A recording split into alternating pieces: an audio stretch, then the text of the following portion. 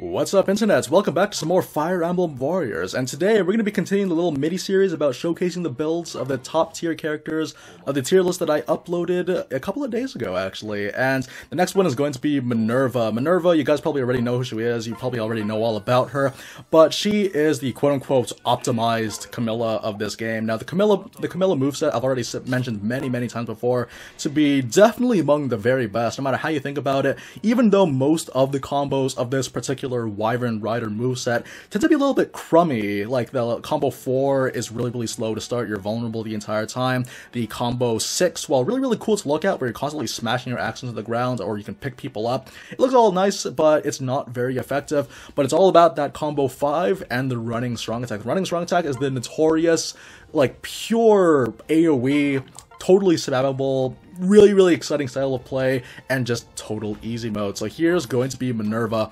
The thing about Minerva too is that you'll actually notice right off the bat that, as I said earlier, her stats are very optimized. Purely physical lean. I believe she has one of the highest attack or damage stats in the entire game, having one of the higher strength stats. And right now at 121 she has a whopping 149, not to mention she also has a substantial 132 defense, 118 speed, and at level 121 she has 87 luck, which we're definitely going to bolster with Celica's luck plus 20 skill. She is the Wyvern Rider with higher luck, and that's going to be reflected in the skill crest that we're using. Lethality, Luna, basically for extra kill, like, you know, a little bit more kill potential. Luna has always been a stable increase to damage. Trample is pretty good overall, and since the difference between her strength and magic is really distant, so we won't be able to make use of resonating power. And of course, I've also given her the Astra. Now, I've also given her Tiki's Armored Blow skill. This last one could be more of a taste thing. I've decided to go a little bit more defensive because, for those of you guys that don't know, when you're spamming your attacks and then you get interrupted and you have Armor Strike, then you're going to lose your armor and lose all your defenses. This time around, I wanted to make sure that we can that her armor will always stay on and that she'll retain her defenses. We run no risk, we're not using Gale Force this time, and she won't be interrupted when she's doing her really annoying spam attacks. Now, in terms of the actual build in question, the Hauteclere, very similar to the Camilla's axe. I might have shown you guys that earlier, but I've decided to add a couple of differences here and there. This time around, I've given her the Pair Up Plus and the Bolster. Now, Bolster and Pair Up Plus, while also paired up with a partner with Solidarity, is going to be similar to the damage of Lone Wolf. As well, we're also going to be using Strong 1 because, again, that will boost the damage of our running attacks, and that is buffed further with Bolster. I've also decided to go along with Draco Slayer. Draco Slayer is going to be very useful for when I farm the enemies. For those of you guys that haven't seen the Navarre video, there was that little struggle between the 3 Manakets, and she's going to do that really easily, so she's awesome for farming.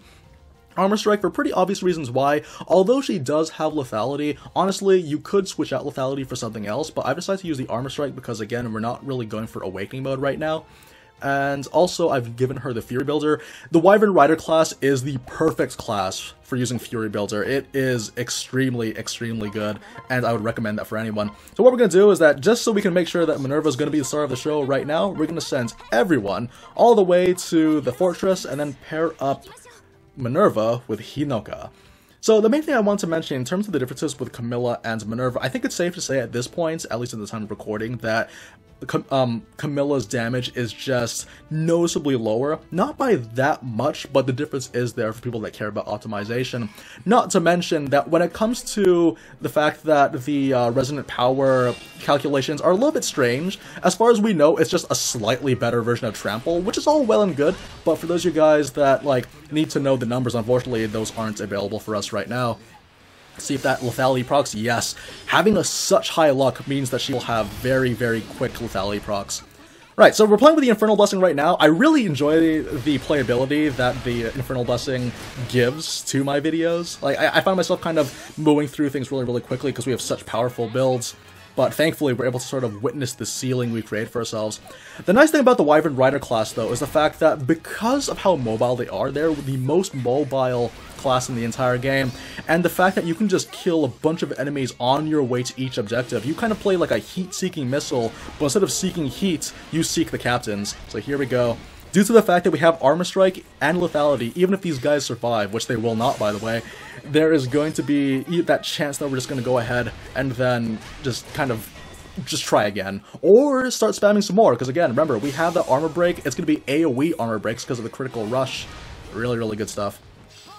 Okay, so pretty much most of the time, like, we're probably just gonna, like, spam this attack for a little bit, and then we're gonna go in for the kill with the combo 5. The combo 5 timings can be a little bit tricky if you've never used this kind of character, this kind of character moveset before. The reason why it would be so difficult is just because if you do it too early, you'll do that really long recovery fireball that exposes the stun gauge. That takes a really long time, and you can't actually dodge cancel out of that, which is unfortunate. And if you're too late, then you're going to do the smashing the axe into the ground combo 6, which is also a very, very long time, and it leaves you super vulnerable, and you cannot dodge cancel out of that either. Okay, so here we go. Here's another Fort Captain. Honestly, this is such a good attack that you can literally just do this the entire time. And if you gave her the anti-air focus weapon skill, then you can actually get bonus damage due to the fact that, again, you are keeping enemies airborne, so you will see some bonus damage out of that. There's a bunch of things happening right now, and you know what we're going to do is, yes, we're just gonna have to hunt down each of these guys as best we can. So the really funny thing about this playstyle with the Wyvern Riders too is that the majority of the time, especially if you're just starting out, you're going to find yourself using your using the map to navigate and not really looking at the screen that much, just because you know what you're doing. You're KOing a bunch of enemies just by breathing and existing.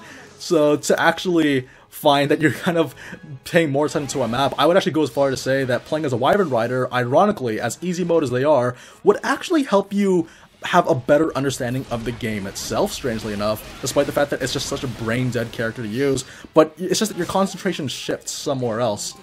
Okay, so there's some danger going on down over here with Leo and someone else, so what we're going to do is run over to them.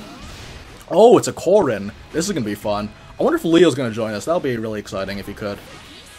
Yeah, let's do a dual warrior special, or single warrior special. She has high enough skill, so it's going to be fine.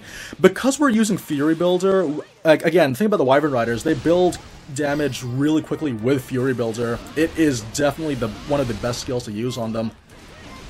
Okay, now we gotta be really careful that we don't end up getting hit by these. This is where things are gonna get really exciting. We're suddenly at really, really low damage right now. We have to be super careful. I love it when this happens, though. That's what I love about this new Infernal difficulty. You really get to see the damage, or you get to see the consequences of your actions, and you have to play a little bit more carefully. Okay, here we go. Another Headhunter boss.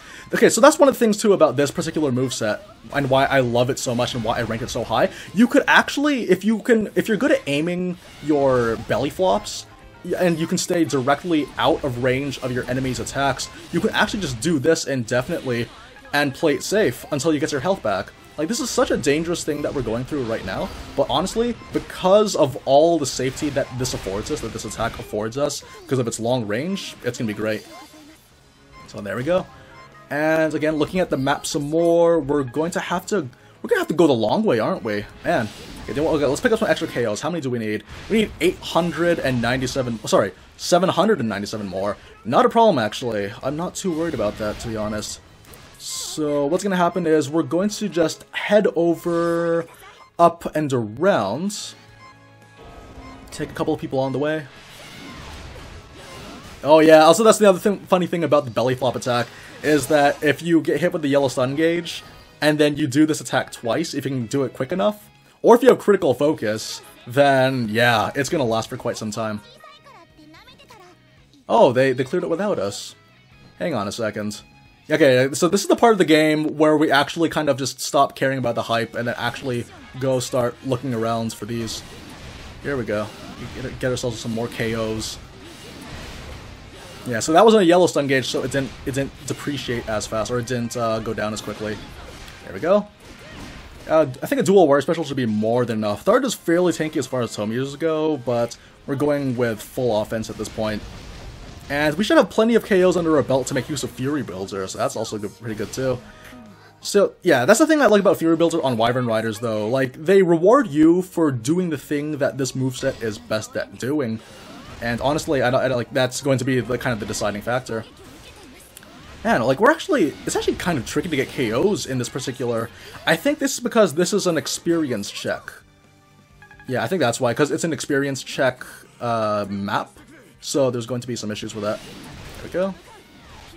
Okay, there's a captain in danger. I'm gonna have to rush over to him pretty soon. Oh, I should have just gone. Okay, I'm gonna go down here. Hopefully, I'm in time. But again, we're on a fast mount, so we're okay. Should be okay. Oh yeah, he's low. He's very low. So yeah, we got ourselves that dual warrior special again. This should get everyone and should be a kill because again, really high skill stat. That's the thing about Minerva. Every stat that matters in comparison to Camilla, every stat that matters on Minerva that is non-defense based is very good. Okay, do you know what? So yeah, we might as well camp out here for a bit.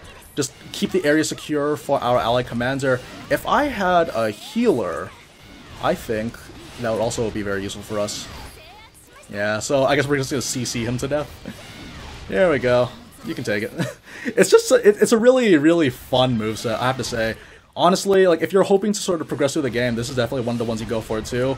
Or also, what I've been doing lately is that whenever a new DLC pack comes out, I'm always just speeding through all the maps. Most of the maps, as long as they're not like level 70 plus or level 80 plus maps, it takes like 3 minutes tops to speed through most of these maps. Alright, and we got ourselves into the damage threshold. So what's going to happen now is we are actually going to... How about... Okay, you know what, let's just do this. Go into Awakening mode, keep ourselves a little bit safe. I mean, it has been saved for a while, so we might as well make use of this too. And also, we can, like, if we ever get low on Awakening mode, we can just crush everyone in our way. Again, like, these are amazing. This is an amazing moveset for when you're actually using the Awakening, just because of how easily you can secure those KOs. Awesome for farming, and awesome for sustaining, too. Okay, this lethality procs then to kill. Okay, it's not. There we go. And that's going to be GG for this particular map. Minerva's a really fast-paced kind of character, and that could be said for all the Wyvern Riders. They just handle that really well. Oh boy, we get ourselves a Velzark, don't we? Okay, do what we're going to have to do. Let's do this, and we might actually have to go look around for some Awakening gauges, because I am not super confident in my ability to one-shot a Velzark with Minerva unless I get some of this Awakening gauge. So here we go. Oh boy. Okay, we're going on a jar hunt, you guys. Oh, hello. Yeah, I'll see. So here's the thing too about having high, what's it called? Having the high Fury Builder stacks is the fact that we actually now are able to just get away with just doing this. The more you spam this, the more powerful it gets. That's a win in my book. Alright, we are out of Awakening jars right now. Oh, this is gonna be fun then. Okay, I just have to slowly make my way towards the boss, and we're gonna try to win via spamming these attacks. Oh no, we got this, never mind. Okay, so we're pretty much in the clear, we just need to make our way there before our commander dies.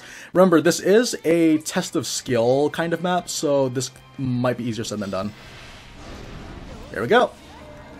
Again, combo 5 is probably gonna be your best bet. Oh, I was too late, but that's okay. Thankfully, we are in the, yeah, here. Okay, so yeah, that's the thing, like, you gotta time it just right, otherwise you might end up doing the wrong combo. Here we go, got the right one. Also, we don't have a critical focus, so it's gonna be substantially longer. There we go. And right when that yellow gauge appears, we're gonna go ahead and cancel out of the gauge, because we know it's gonna disappear quickly. Her speed isn't as astronomically high as Navarre, so we won't be able to stay in it for as long. Still make it work, though. Oh! Oh, that scared me a little bit. That was like a near-death experience right there. I was about to panic press the warrior gauge, but thankfully the attack came out just in time. But yes, that is the beauty of using characters like Camilla and Minerva, is the fact that, again, they're such easy characters to use, but as a result, you have less pressure on you to actually play quote-unquote well or focus on combos or things like that, and just focus on the flow of the map and control the flow of the map. But yeah, that is Minerva, you guys. I hope you guys enjoyed the build. This is a really good build. You could use this for Minerva and Camilla, actually. It works well for both of them. Obviously, if you guys haven't seen my farming video, I recommend you guys check that out too. It shows you my specific Camilla build, which I use for farming. So anyway, guys, thank you very much for joining me. This was a lot of fun, and I will see you in the next video. Take care, everyone.